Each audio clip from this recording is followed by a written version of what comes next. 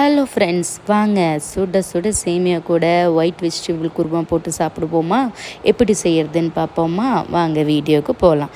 இதுக்கு நமக்கு தேவையானது கேரட்டு, பீன்ஸு, அது மாதிரி உருளைக்கிழங்கு. இது நம்ம தேவையான அளவில் பெருசாவோ சின்னதாகவோ கட் பண்ணி எடுத்துக்கோங்க. அதுக்கப்புறம் அடுப்பில் நம்ம பேன் வச்சு நல்லா சூடாகி வரும்போது ஆயில் ஆட் பண்ணிக்கோங்க. ஆயிலு நான் இங்கே கடலெண்ணெய் தான் யூஸ் பண்ணுறேன். ஆயில் யூஸ் பண்ணுறதில்ல. ஆயில் ஓன்லி நான் சிக்கன் ஃப்ரை அந்த மாதிரி தான் யூஸ் பண்ணுறேன். மற்ற எல்லா குக்கிங்க்குமே நான் கடலெண்ணெய் தான் யூஸ் பண்ணுவேன். அதுதான் ஹெல்த்தும் கூட. ஃபஸ்ட்டெல்லாம் கொஞ்சம் ஸ்மெல்லு பிடிக்காமல் இருக்கும். ஆனால் போக போக நமக்கு அது ஓகே ஆகி வருங்க. நீங்களும் அது ட்ரை பண்ணி பாருங்கள். ஏன்னா இப்போல்லாம் ஆயிலு ரொம்ப ஹெல்த் இல்லை, அதனால தான் சொல்கிறேன். அதுக்கப்புறம் எண்ணெய் நல்லா சூடாகி வந்ததும் நீங்கள் குட்டி குட்டியாக நறுக்கி வச்சுருக்கிற வெங்காயத்தை ஃபஸ்ட்டு ஆட் பண்ணிக்கோங்க. வெங்காயம் ஆட் பண்ணதுமே நீங்கள் எப்போவுமே சால்ட்டு சேர்த்தாதீங்க. ஆட் பண்ணி ஒரு 2 நிமிஷம் பொறுத்து நீங்கள் சால்ட் ஆட் பண்ணால் போதும். அதுக்கப்புறம் அது கூடவே நான் பச்சை மிளகும் ஆட் பண்ணிக்கிறேன். பச்சை மிளகு நான் எப்போவுமே கட் பண்ணி போட மாட்டேன். ஏன்னா குக்கரில் இதெல்லாம் வைக்கும்போது ரொம்ப அது மெல்ட் ஆகிரும். குழந்தைங்க சாப்பிடும்போது ரொம்ப காரமாக இருக்கும். அதனால் நான் முழுசாக தான் போடுவேன். அதோட சத்தெல்லாம் இறங்கிரும். அது உடையாமவே அப்படி இருக்கும். அப்போ பெரிய வெங்காயமும் பச்சை மிளகும் போட்டு நல்லா அதை எண்ணெயில் வதக்கி எடுத்துக்குங்க. அது நல்லா இந்த மாதிரி ஒரு சாஃப்டாக வரும்போது இஞ்சி பூண்டு பேஸ்ட்டு ஆட் பண்ணிக்கோங்க. நான் இன்றைக்கி செய்யும்போது இஞ்சி பூண்டு பேஸ்ட்டு ஃபஸ்ட்டு ஆட் பண்ணலைங்க. ஒரு ஹாஃப் தக்காளி தான் ஆட் பண்ணியிருக்கிறேன். கொஞ்சம் உப்பும் போட்டு நல்லா வதக்கி எடுத்துக்கிறேன். ஏன்னா ஒயிட் குருமானால் தக்காளி ஜாஸ்தி சேர்த்துக்கூடாது. புளிப்புக்கு வேண்டி ஒரு ஹாஃப் தக்காளி சேர்த்துக்கிறேன். இஞ்சி பூண்டு ஃபஸ்ட்டே வெங்காயம் கூட போகும்போது என்ன ஆயிரும்னா அது நல்லா ரொம்ப ரோஸ்ட் ஆகி கலர் சேஞ்ச் ஆக வாய்ப்பு இருக்குது. அதனால தான் நான் தக்காளி ஆட் பண்ணதுக்கு அப்புறமா இந்த இஞ்சி பூண்டு போடுறேன். அப்போ கொஞ்சம் அந்த தக்காளியோட தண்ணி இருக்கும். சீக்கிரமாக அது ப்ரௌனிஷாக ஆகாது.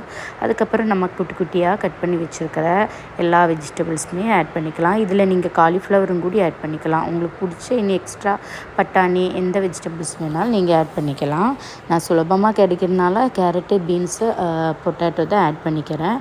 அதுவும் போட்டு நல்லா இலக்கி விட்டுக்குங்க.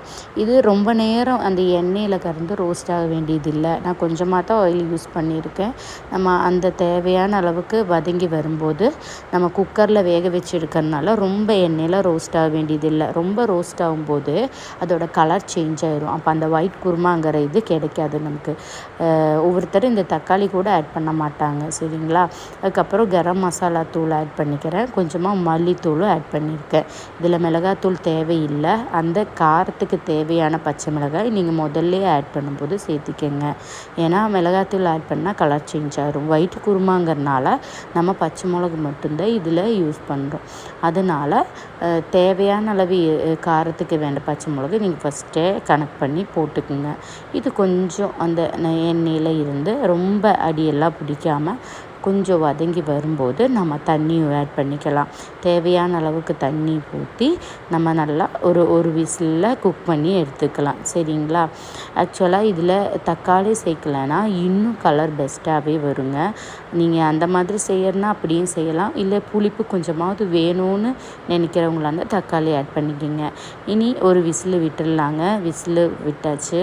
அதுக்கப்புறம் நம்ம திறந்து பார்க்கலாம். வெஜிடபிள் நல்லா கரெக்டான அளவில் குக்காகி வந்திருக்குங்க. பாருங்கள், இந்த தக்காளி ஆட் பண்ணதுனால தான் இந்த கலர் சேஞ்ச் வந்திருக்குங்க. நம்ம அதை ஆட் பண்ணலைன்னா இன்னும் ஒயிட்டாக இருக்கும். இதில் நம்ம இனி என்ன சேர்த்த போகிறோன்னா பெருஞ்சீரகத்தூள் இருக்கு இல்லையா, அது சேர்த்துருங்க. ஏன்னா நான் தேங்காய் அரைக்கும்போது பெருஞ்சீரகம் போட்டு அரைக்க மறந்துட்டேன். அதனால தூள் சேர்த்துறேன். நீங்கள் தேங்காய் கூடையே பெருஞ்சீரகத்தை போட்டு அரைச்சி சேர்த்துக்குங்க. நல்லா கட்டியான தேங்காயும் சேர்த்து தேவையான அளவுக்கு தண்ணியும் சேர்த்து இலக்கி விட்டுக்குங்க. இந்த குருமா எப்பவுமே கொஞ்சம் கட்டியாக தாங்க இருக்கும். சப்பாத்திக்குன்னா ரொம்ப கட்டியாக எடுத்துக்குங்க. சேமியா அந்த மாதிரி எல்லாம் நீங்கள் சாப்பிட்றதா இருந்தால் கொஞ்சம் தண்ணி ஜாஸ்தி பண்ணிக்கோங்க. அவ்வளோதாங்க, நம்ம ஒயிட் குருமா இங்கே ரெடி ஆயிடுச்சு. கடைசியாக கொஞ்சம் மல்லித்தலையை போட்டு கார்னிஷ் பண்ணி இலக்கிடுங்க. இப்போவே மனம் கமன்னு இருக்குங்க. சூடான சேமியா கூட நம்ம ஒயிட் குருமா ரெடி ஆயிடுச்சுங்க. செம்ம டேஸ்ட்டாக இருக்கும். நீங்கள் கண்டிப்பாக உங்கள் வீட்டில் ட்ரை பண்ணி பாருங்கள். பார்க்குறக்கே எவ்வளோ அழகாக இருக்குது. பார்க்குறக்கு மட்டும் இல்லைங்க, சாப்பிட்றதுக்கு இது அவ்வளோ டேஸ்ட்டாக இருக்கும். என்னோடய இந்த குக்கிங் வீடியோ உங்களுக்கு பிடிச்சிருந்தா லைக் பண்ணுங்கள், சப்ஸ்கிரைப் பண்ணுங்கள், உங்கள் ஃபேமிலி ஃப்ரெண்ட்ஸுக்கு ஷேர் பண்ணுங்கள்.